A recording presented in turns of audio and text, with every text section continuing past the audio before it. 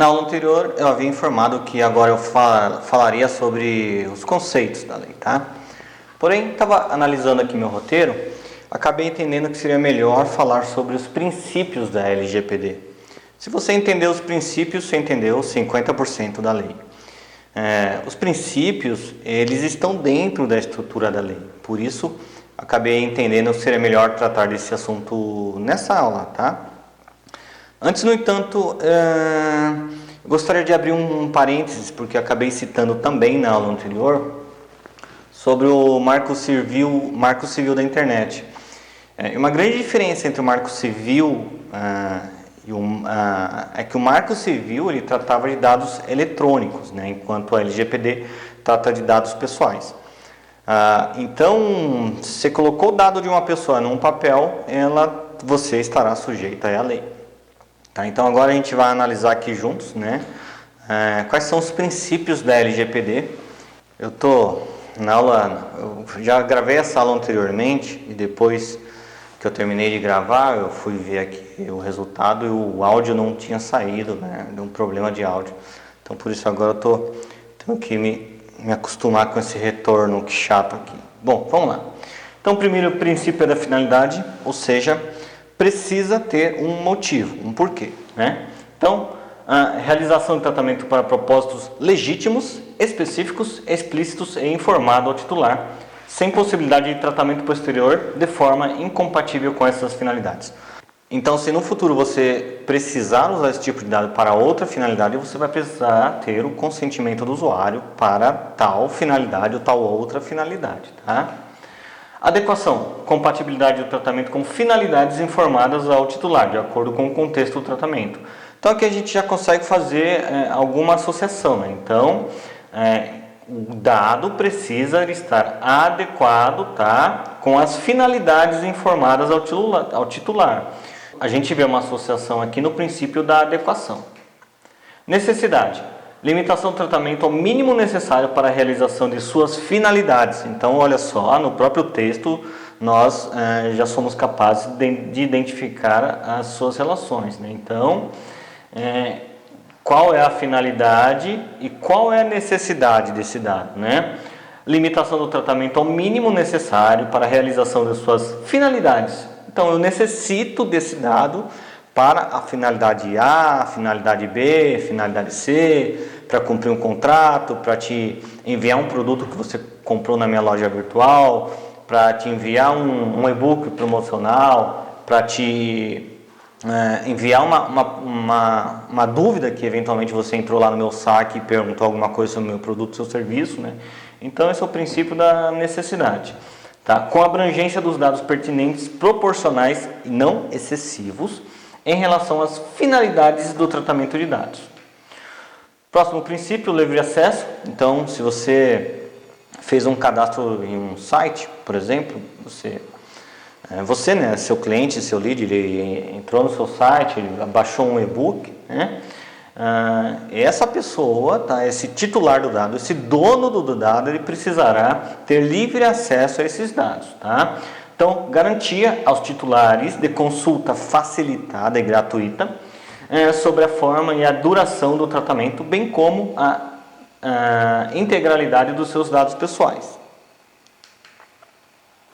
Livre acesso, qualidade dos dados. Garantia aos titulares de exatidão, clareza, relevância e atualização dos dados de acordo com a necessidade, tá? Então, a gente consegue fazer mais uma associação aqui desse princípio aqui, qualidade com a necessidade, tá? E também com a finalidade.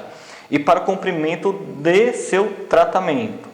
Então, a qualidade, ele se relaciona com necessidade e finalidade. O que é essa qualidade, né, afinal das contas? A exatidão é a acuidade do dado, né? Se esse dado está correto, se ele cumpre alguma finalidade, ele precisa ser necessário para determinada finalidade, né? Como diz aqui no inciso 5º, tá, do artigo 6º. Os princípios, não sei se eu falei inicialmente, eles estão dentro do artigo 6º, tá, da lei.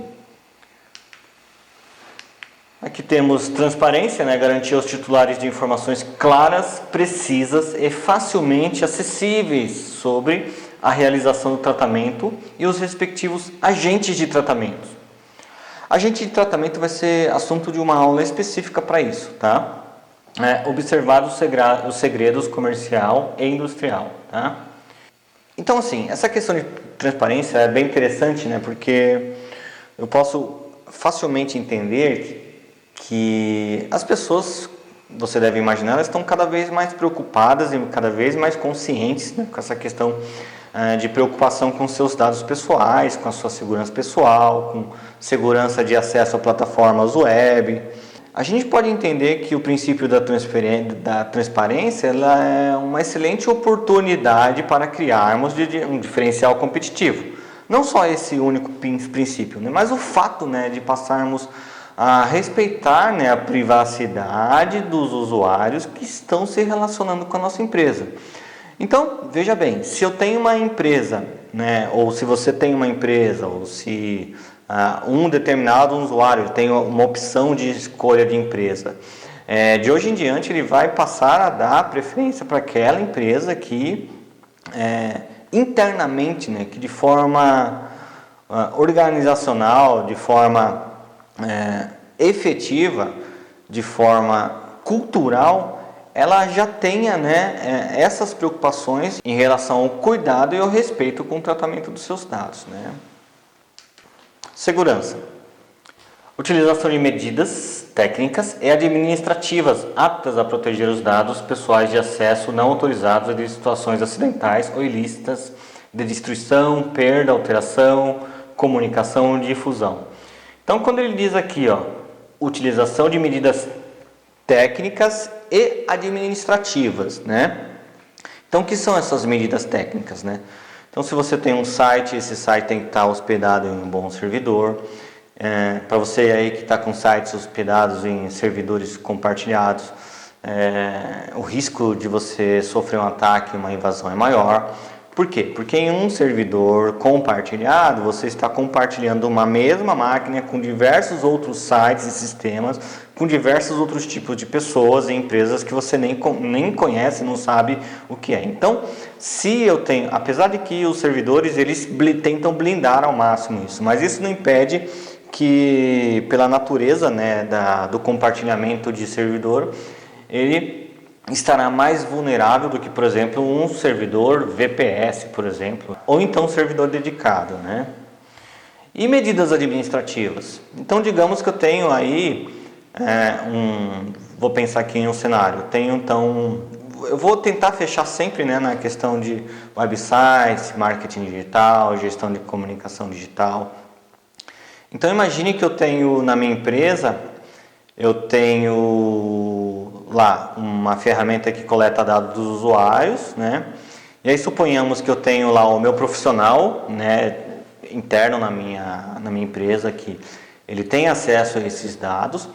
E não só isso, eu também tenho uma agência de marketing digital que acessa meus dados. Além disso, tenho um servidor de internet que hospeda meus dados. Eu tenho um sistema de automação de marketing que recebe meus dados. Enfim, eu tenho diversas pessoas, né, que podem acabar, diversos agentes, né, que podem acabar furando essa questão da segurança, por melhor que seja a minha tecnologia.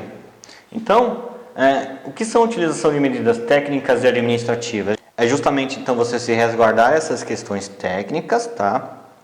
Fazer um levantamento de possíveis falhas e vulnerabilidades em relação ao vazamento de dados, tá? Você tem a medida administrativa, que seria, por exemplo, definir um documento administrativo com regras claras e explícitas, né, dentro de como deve ser o processo de tratamento de dados dentro da sua empresa, bem como um trabalho de conscientização interna junto aos seus profissionais, tá? Bom, prevenção. Adoção de medidas para prevenir a ocorrência de danos em virtude de tratamento de dados pessoais. Então, posso pensar que prevenção também tem uma certa relação aqui com segurança, né? Então, para garantir a segurança, eu tenho que prevenir. Então, que plano de contingência, por exemplo, eu tenho para proteger os dados pessoais? É importante fazer uma pequena ressalva aqui também novamente, né, dentro dessa aula, porque eu estou falando de uma forma genérica, tá? Uma coisa é você ter, por exemplo, uma clínica veterinária em um bairro que você coleta dados de pacientes e tutores de animais, ou você tem uma empresa de contabilidade, ou se você tem um consultório psiquiátrico, por exemplo, se você é advogado. Isso é um cenário, mas quando a gente fala de prevenção de dados, né, se a gente for expandir aqui para uma empresa de porte maior, é importante entender o seguinte, que essa prevenção, eu tenho que pensar nessa prevenção em nível internacional, em nível intercontinental, né, aliás.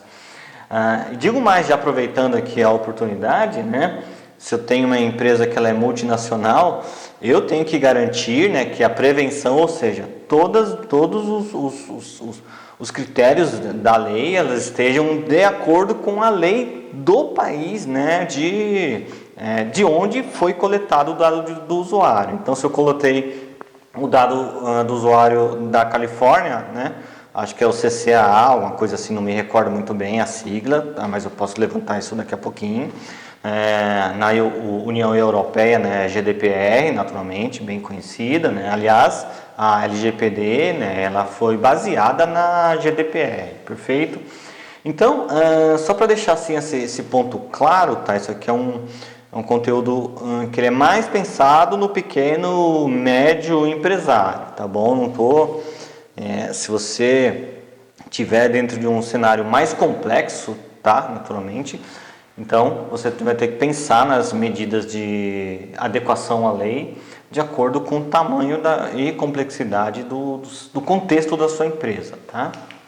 Bom, e a não discriminação, né? Se você precisa garantir, né, ou praticar política ou instituir políticas de que os dados eles não sejam discriminatórios, né? Também é possível discriminar as pessoas com dados que remetam a posicionamento político, ideologia política, partidária, raça, credo, religião, né? Então são dados, isso aí entra numa categoria de dados sensíveis, tá? Então esses tipos de dados, não exclusivamente, eles podem ser utilizados para discriminação. Se isso acontecer, então sua empresa estará correndo o risco de estar infringindo a lei. Então é um ponto, né, um dos princípios que merece também uma atenção bem cuidadosa em relação às políticas internas, tá?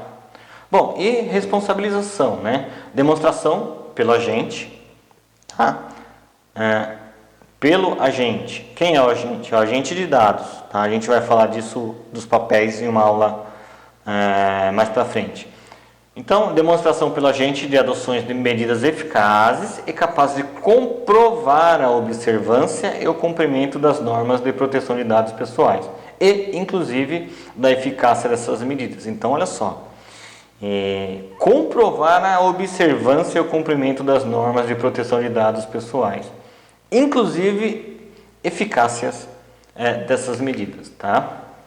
Bom, então encerro aqui essas aulas sobre os princípios. Repito que se você conhece bem os princípios, né, eles são bem claros de serem entendidos.